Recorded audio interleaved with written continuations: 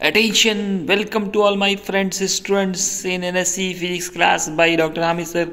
दोस्तों आज मैं आपके लिए refractive index, lateral displacement, critical angle और इससे रिलेटेड न्यूमेरिकल लेकर हाजिर हुआ हूँ।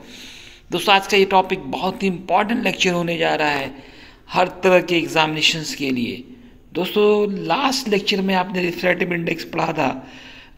व्हाट इज रिफ्रैक्टिव इंडेक्स कहा गया था, ratio of velocities of light in any two mediums. तो दोस्तों यहाँ पे जो है आप सबसे पहले देख रहे हैं एक न्यूमेरिकल है।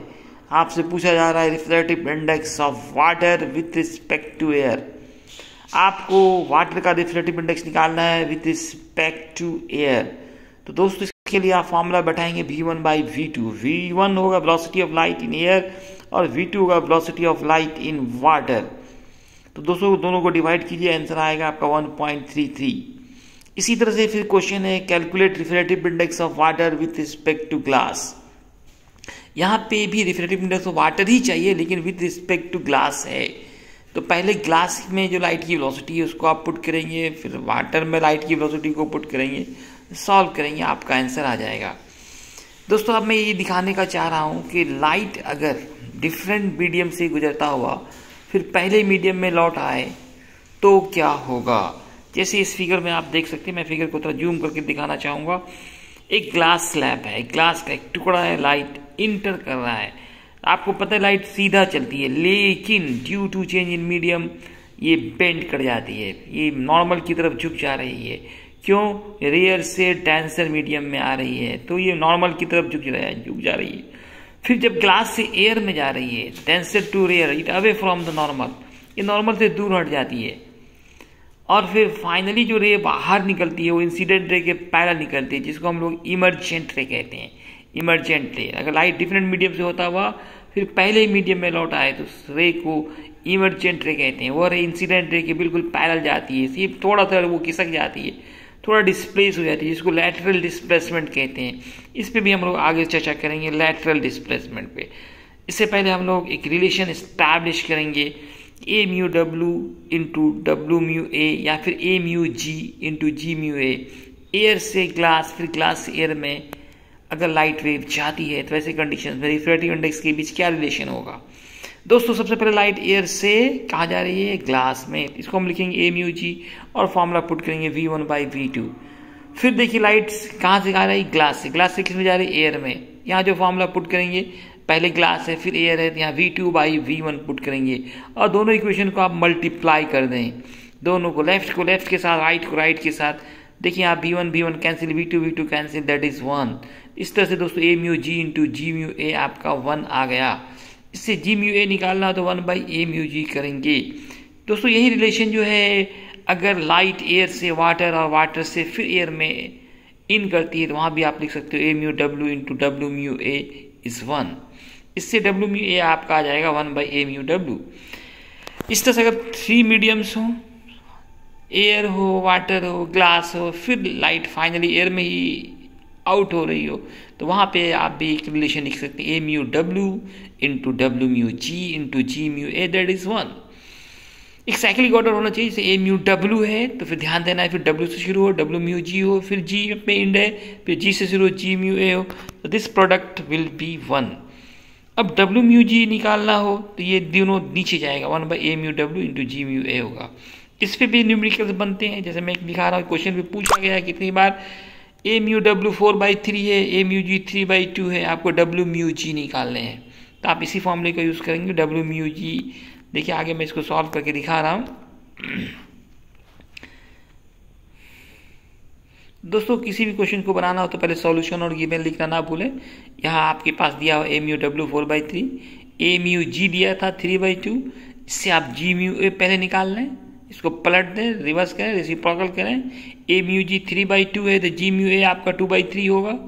आपको डब्ल्यू म्यू जी निकालना है, आप फॉर्मूला जो भी पढ़ा A mu W into W mu G into G mu A, उसको पुट करें। यहाँ से आप ए म्यू डब्ल्यू का वैल्यू पुट करें 4/3, डब्ल्यू म्यू जी आपको फाइंड आउट करना है, जी म्यू ए का मान निकाल चुके हैं आप 2/3, सॉल्व करें और आंसर लिख दें 9/h। Now most important topic lateral displacement. अब बच्चों आप लैटरल डिस्प्लेसमेंट के बारे में देखेंगे।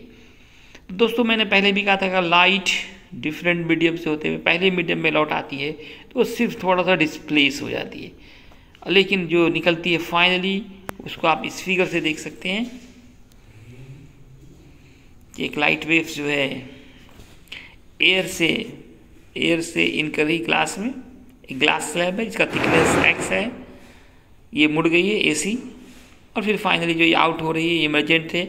अब दोनों फिगर में देखिए एक ही चीज़, एक में मैंने लेफ्ट से दिखाया है, एक में राइट से दिखाया है।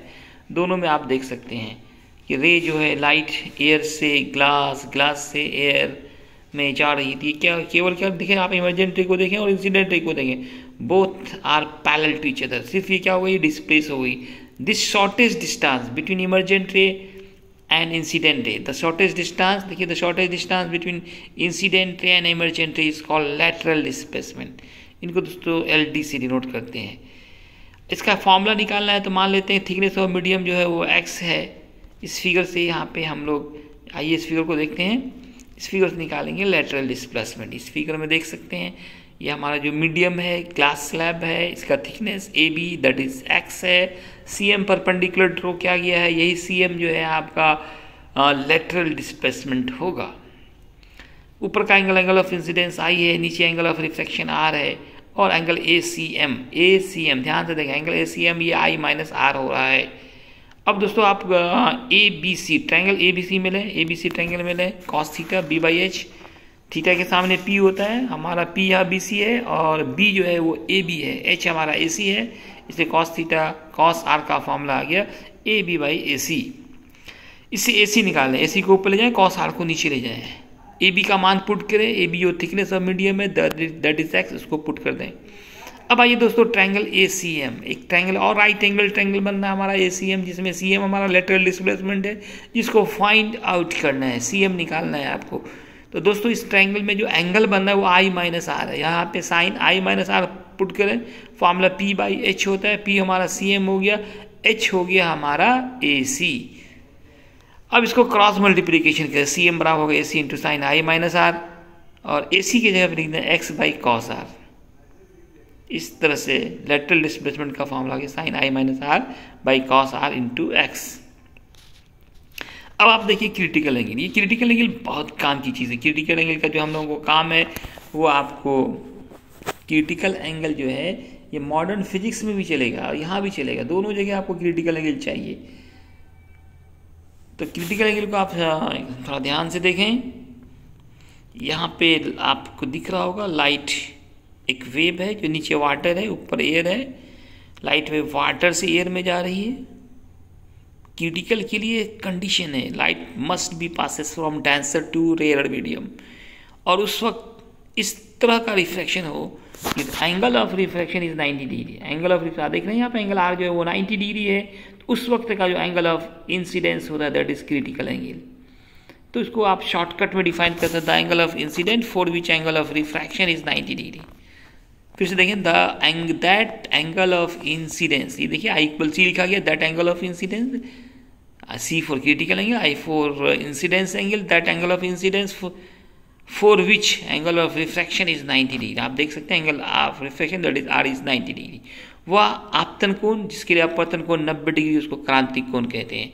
वह आपतन कोण जिसके लिए अपवर्तन कोण 90 डिग्री हो उसको हम लोग क्रांतिक कोण कहते हैं। C से डिनोट करते हैं, इसको हम लोग डिनोटेड बाय C। इसका फॉर्मूला निकालना है तो यहाँ पे दोस्तों स्नेल्स लॉ यूज़ करेंगे। स्नेल्स लॉ ने आपने पढ़ा था sign I/sin R equal μ2/μ1। I यहाँ पे आपका C है, R 90 है ना। μ1 की बात करें तो μ1 म्यू होगा और μ2 1 होगा, क्योंकि फर्स्ट मीडियम वाला डेंसर है और सेकेंड मीडियम एयर है, एयर का रिफ्रैक्टिव इंडेक्स 1 होता है। फिर साइन 90 का वैल्यू पुट करें 1, साइन C इक्वल 1/μ, तो इस तरह से C निकल गया साइन इनवर्स 1/μ। अब देखिए दोस्तों इस पर न्यूमेरिकल में दिखाने की कोशिश कर रहा हूँ। क्रिटिकल एंगल 30 डिग्री है तो आपको रिफ्रैक्टिव इंडेक्स निकालना है, C दिया हुआ है, म्यू निकालना है, बहुत इजी क्वेश्चन है। Sine C equal 1/μ, mu equal 1/sin C, sine 30 का वैल्यू पुट करें, सॉल्व करें, 2 आंसर आ गया आपका। नेक्स्ट क्वेश्चन है कैलकुलेट रिफ्रैक्टिव इंडेक्स इफ, नहीं इसमें देखिए रिफ्रैक्टिव इंडेक्स दिया गया, if refractive index is 1.41 then find out critical angle. तो दोस्तों यहाँ पे म्यू दिया गया है, C निकालना है, साइन C का फॉर्मूला पुट करें 1/μ 1/1.41, यही थोड़ा दिमाग लगाना है। 1.41 किसका वैल्यू होता है दोस्तों, √2 का, √2 का वैल्यू होता है। साइन C 1/√2 को साइन 45 लिख सकते हैं, सी से कैंसिल, सी इक्वल 45 डिग्री।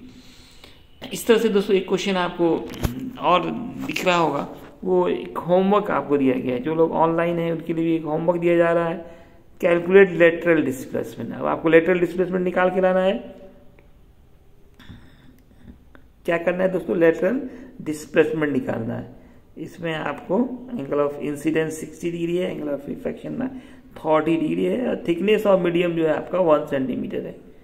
उम्मीद है कि दोस्तों आप इसको ज़रूर बनाने की कोशिश करेंगे और अपना आंसर कमेंट बॉक्स में डालेंगे।